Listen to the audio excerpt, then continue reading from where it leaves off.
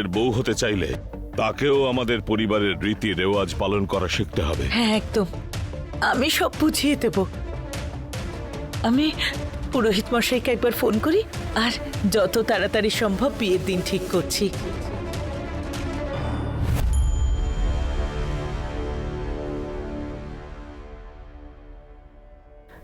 মাথুর ভবন।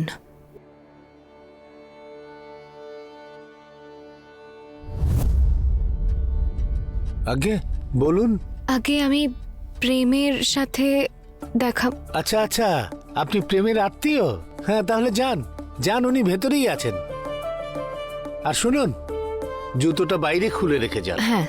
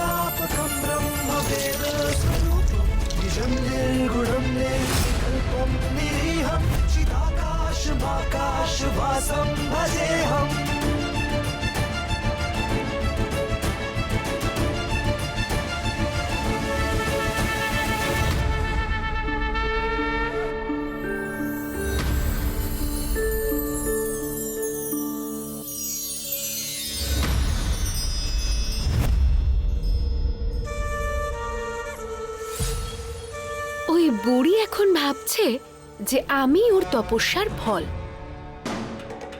একবার মায়ের কুণ্ডলটা খুঁজে পাই, তারপর দূর করবো এই বুড়ির ভ্রম আর ওর ওই খিটখিটে বর।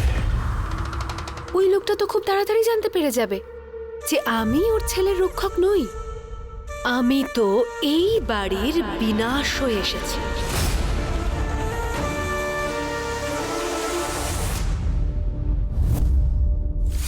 বাড়িতে কেউ আছে? প্রেম? এত বড় বাড়িতে কাউকে দেখতে পাচ্ছি না কেন? কোথায় খুঁজি এখন ওই প্রেমকে?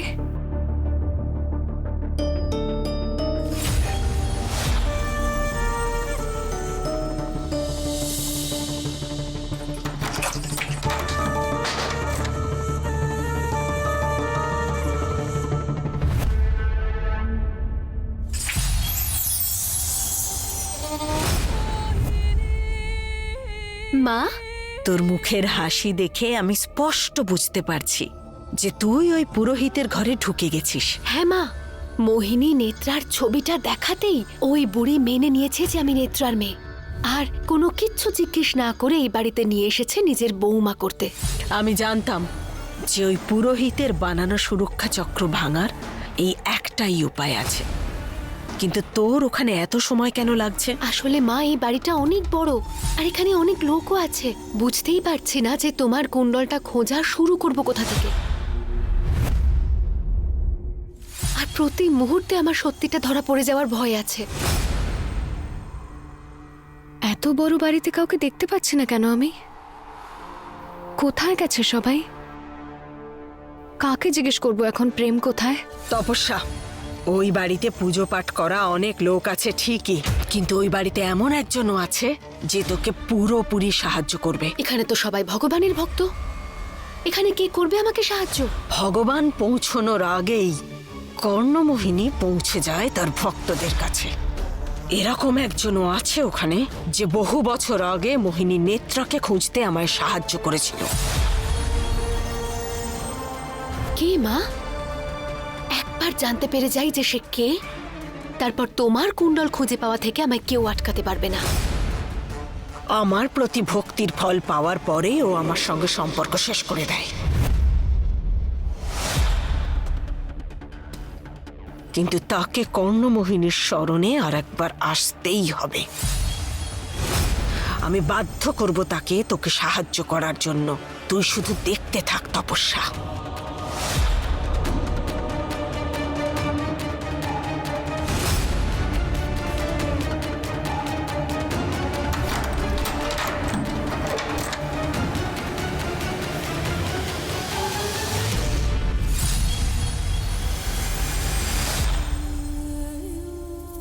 এখানেও তো কেউ কোথাও নেই। এই বড়লোকেরা এত ঘর বানায় কেন যখন সেখানে থাকেই না? এখন কোথায় খুঁজবো ওকে? ও হলো আমাদের পরিবারের হবু বৌমা, আর তোর হবু স্ত্রী তপস্যা। আমি ওনাকে কথা দিয়েছিলাম, যখন আমি প্রেমের বিয়ে দেব ওনার মেয়ের সঙ্গেই দেব, আর এটা আমার শেষ সিদ্ধান্ত।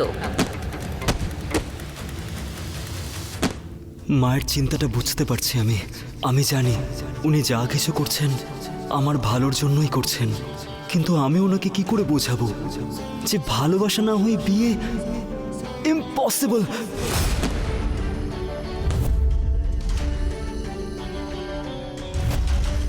শুধু মায়ের জন্যই আজ অব্দি কোনো মেয়েকে ভালোবাসার চোখে দেখিনি, কিন্তু যবে থেকে ওই মেয়েটার সাথে দেখা হয়েছে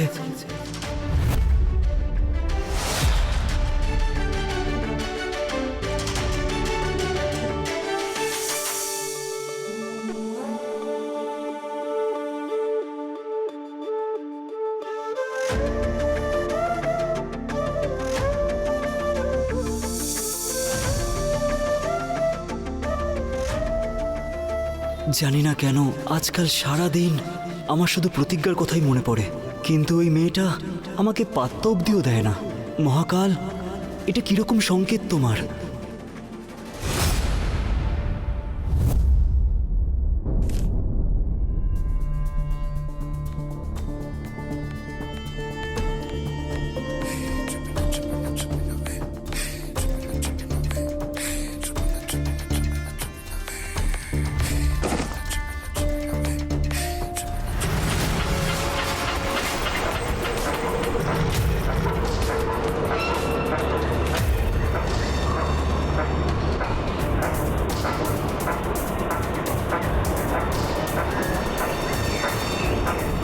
এই যে এখানে শুয়ে আছেন মহারাজ।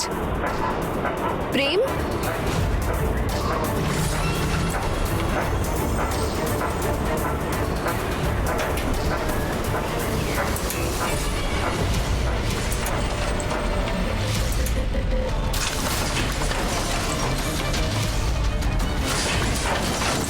প্রেম,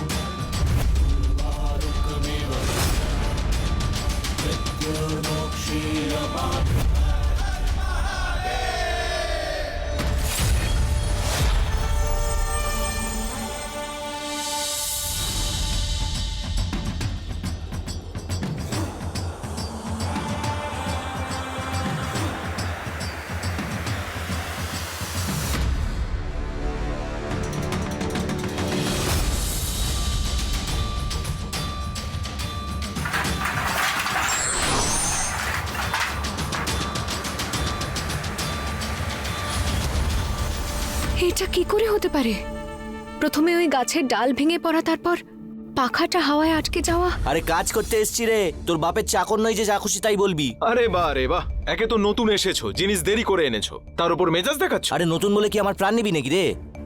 আমি কিন্তু কারুর গরম কোনোদিন সহ্য করবো না, প্রথমেই বলে দিলাম। দাদা এখানে বিয়ের কাজ ধরেছে?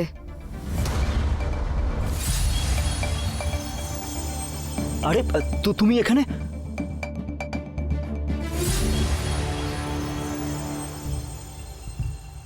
আর এই ফ্যানটা এখানে পড়ে, এটা এটা কি? প্রেম, প্রেম, এই আওয়াজটা কিসের? হ্যাঁ, এ কি? আরে পাখাটা কি করে পড়লো? প্রেম, তোর কোথাও লাগেনি তো? তুই ঠিক আছিস তো? মা, আমি ঠিক আছে, আমি তো গান শুনছিলাম, কিন্তু এই পাখাটা এখানে। আন্টি, এই ফ্যানটা না সোজা প্রেমের ওপরে পড়তো। আমি ঠিক সময় চলে এলাম বলে বেঁচে গেল। মহাকালের অশেষ কৃপা বাবা যে তোর কিচ্ছু হয়নি। আরে তিলক, এই তিলক তুই কখন লাগালি? আরে এটা তিলক নয় মা, এটা তো আবিরের দাগ, এখনো মোছেনি কপাল থেকে। মনে হচ্ছে যেন সোমবারের ব্রত পালন করেছো তুমি। তাই তো বিয়ের আগেই স্বামীর উপর আসা সংকট জানতে পেরে গেছো তুমি। আমি তো শুধু এইটুকু ভেবেই খুশি হচ্ছি আন্টি যে আমি ঠিক সময় এসে গেছি। দেখো, এটাও মহাকালের সংকেত বলে মনে হয়। মহাকাল এটাই চান যে তপস্যাই যেন হয় প্রেমের অর্ধাঙ্গিনী। তোমরা সবাই দেখলে তো, যখন থেকে ওই বাড়িতে এসেছে প্রেম একেবারে সুরক্ষিত, ওর কোনো ক্ষতি হয়নি। না হলে তো আজ একটা দুর্ঘটনা ঘটে যেত। আমি তোমাকে বলেছিলাম না যে তপস্যাই হলো সেই মেয়ে যে প্রেমের রক্ষক। কে জানে বাবা, এই রক্ষক না ভক্ষক, আসলে প্রেমকে বাঁচিয়েছে নাকি নিজেই পাখাটা ফেলেছে। কি দরকার এই মা ছেলের মধ্যে ঢোকার? প্রেম, শুনলে? তুমি এত উপযুক্ত মেয়েকে বিয়ে করতে রাজি হচ্ছিলে না, এখন আর কোনো দোলাচল নেই তো মনের মধ্যে? কিন্তু বাবা, হতেই পারে মনে যদি কিছু থাকে সেটা দূর করো, কারণ এখন তোমার বিয়েটা শুধুমাত্র তপস্যার সঙ্গেই হবে।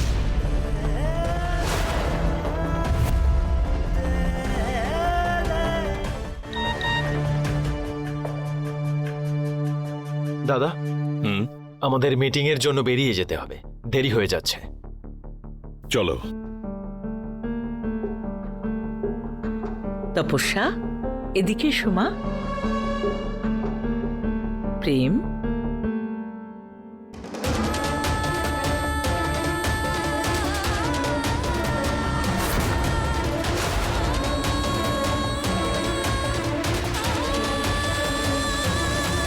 জয় শ্রী মহাকাল। আমার মাথায় যেটা লেগে আছে সেটা রং নয়, রক্ত। কিন্তু কার?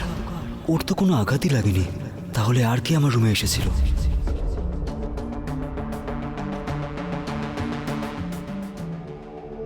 মা, 1 মিনিট, ফোন এই তো। প্রেম,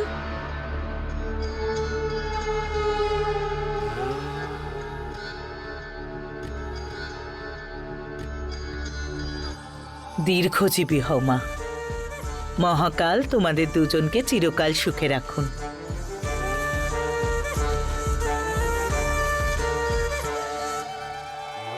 দারুণ তপস্যা, একটা মিথ্যে বলে সবার মন জয় করে নিলি তো। এবার খুব তাড়াতাড়ি মায়ের কুণ্ডল তোর হাতে থাকবে। বেশি মেজাজ দেখাস না, নইলে ম্যানেজারকে কিন্তু কমপ্লেন করব। আচ্ছা, ম্যানেজারকে বলবি? এক্ষুনি দেখাচ্ছি মজা। এই কলার ছাড় বলছি। ছাড়বো না আমি।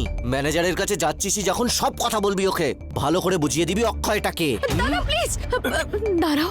তুই তুই এখানে কি করছিস? দাদা চলো এখান থেকে। দাদা, তুমি কাজের সময়ও নেশা করে ওই আছো। বেশি মা হওয়ার চেষ্টা করিস না, তোর দাদা আমি। তুমি কি জানো যে বাবা এখন হাসপাতালে? মা তোমাকে কখন থেকে ফোন করার চেষ্টা করছে, তুমি ফোনও ধরছো না। এসো আমার সঙ্গে। বাবার খেয়াল রাখার কাজ তোর, আর বাড়ির জন্য রোজগার করা আমার। নতুন করে কোনো ঝামেলা পাকাস না, যা এখান থেকে।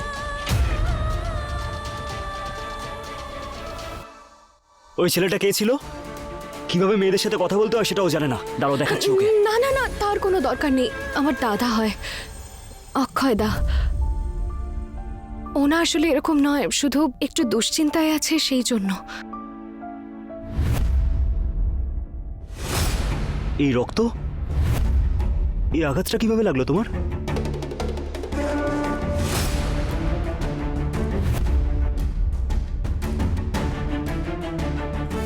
পাখা এখানে, এটা কিভাবে? ও, তুমি তাহলে আমাকে প্রাণে বাঁচিয়েছিলে। কোনো ব্যাপার না, কিছু হয়নি আমার। কি কি কিছু হয়নি মানে এটা কি? এত রক্ত বেরোচ্ছে, দেখতে পাচ্ছ না?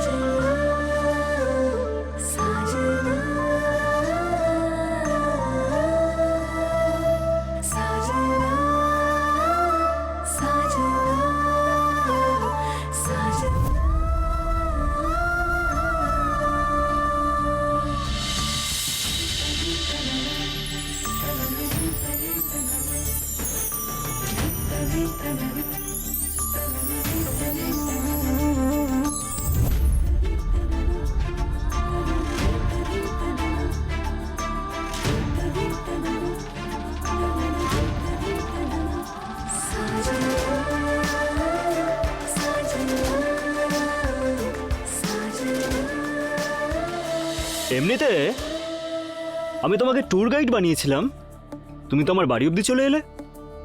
উদ্দেশ্যটা কি তোমার? বলেছিলাম না আমি, একবার যদি কোনো মেয়ে প্রেমকে জেনে ফেলে তাহলে সে প্রেমের থেকে দূরে থাকতে পারবে না। মিস করছিলে তো আমাকে? একটু বেশি ভুল ধারণা করে রেখেছো না নিজের ব্যাপারে। আমি শুধু আমার টাকা নিতে এসেছিলাম। টাকা? কিসের টাকা? উজ্জয়িনী ঘোরানোর টাকা। ও, ওটাকে উজ্জয়ন ঘোরানো বলে?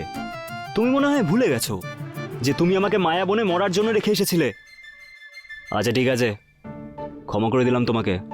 এমনি তো প্রেমের মনটা না খুবই বড়।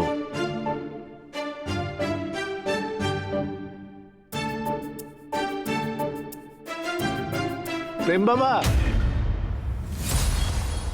এটা দেখো, জানি না দাদুর এই ছবিটার কাঁচটা কি করে ভেঙে গেল। এটা যদি পদ্মা দিদি জানতে পারে তাহলে তো সমস্যা হয়ে যাবে।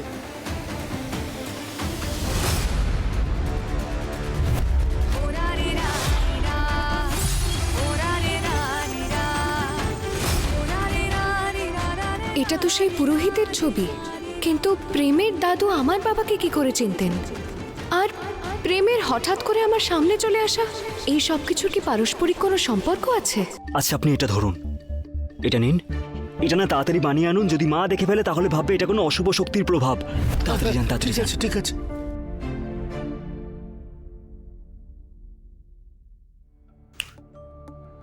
আবার কোথায় হারিয়ে গেলে তুমি? তাহলে কি আবার অন্য কাউকে হোলি স্পেশাল ফুল দেখাতে নিয়ে যাবে নাকি? না, শুধু আমাকে আমার টাকাটা। জানি না কেন তোমার টাকাটা বারবার দিতে আমি ভুলে যাচ্ছি।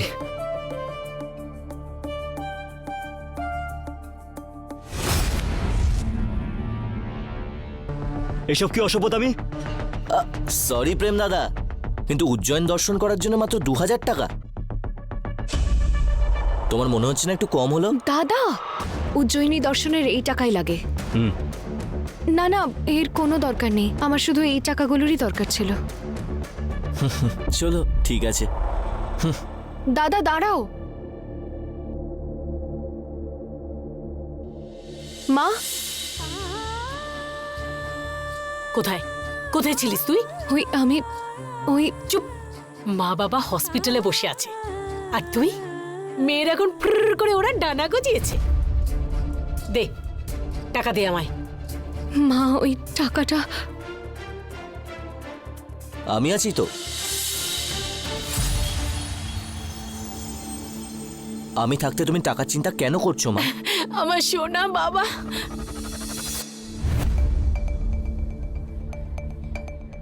4 দিন ধরে তোকে আমি দেখিনি। আরে কত রোগা হয়ে গেছিস তুই। হ্যাঁ, আরে বুঝতে পারছি কাজ নিয়ে তুই অনেক দৌড়াদৌড়ি করিস, কিন্তু নিজের খাওয়া দাওয়ার দিকেও তো নজর রাখতে হয়। কি করবো মা? নিজের খেয়াল রাখবো নাকি বাড়ির? এই নাও টাকা। আমি যদি অসুস্থ হয়েও যাই তাও বাবার চিকিৎসা ঠিক হবে।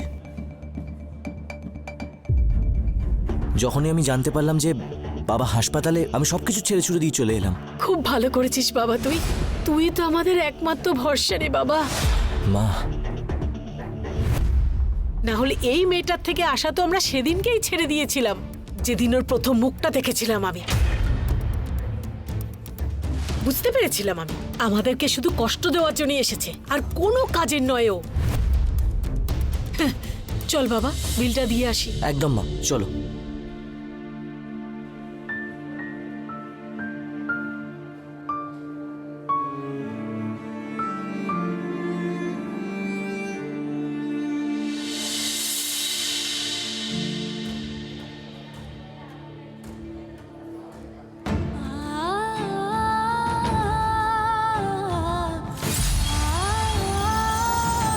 যদি কখনো মা সত্যিটা জানতে পারতো আর আমাকে এইভাবে জড়িয়ে ধরতো।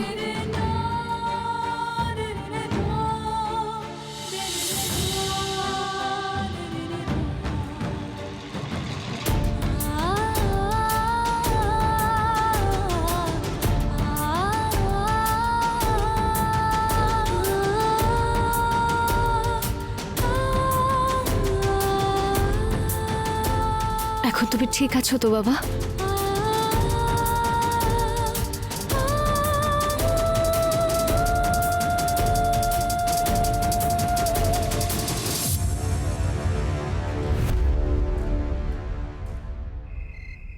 দিদি, তপস্যা মায়ের জন্য ঘর পরিষ্কার করে দিয়েছি। ঠিক আছে।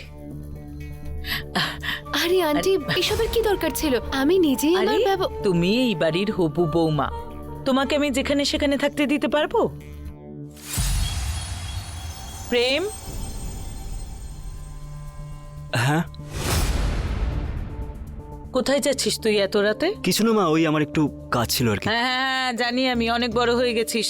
আচ্ছা বাবা, তুই যাস, তবে আগে একটা কাজ কর, তপস্যা মাকে ওর ঘরটা দেখিয়ে দে। না মা, গায়ে হলুদ হয়েছে না 7 পাকে ঘোড়া, তাও হবু বউ নিজের আলাদা ঘর পেয়ে গেল। দিদি, আমার ব্যাপারটা ঠিক মনে হচ্ছে না। আসলে ও তো ঠিকই বলছে। মেয়েদের বিয়ের আগে শ্বশুর বাড়িতে থাকাটা উচিত নয়, অশুভ হয়। দিদি, আমি বুঝতে পারছি, কিন্তু ওর কেউ নেই এই পৃথিবীতে। মেয়েটা কোথায় যাবে বলো তো? আর আজ নয় তো কাল ওকে তো এই বাড়িতে আসতেই হবে, তাহলে এখন কেন নয়? একটা কথা শোনো, আমি তোমার বড় যা বলে মনে করো না যে আমি হুকুম করছি, কিন্তু এই পরিবারের যা নিয়ম আছে সেটা তো মানতেই হবে। এই অচেনা মেয়েটার জন্য সেটাও কি তুমি ভুলে যাবে?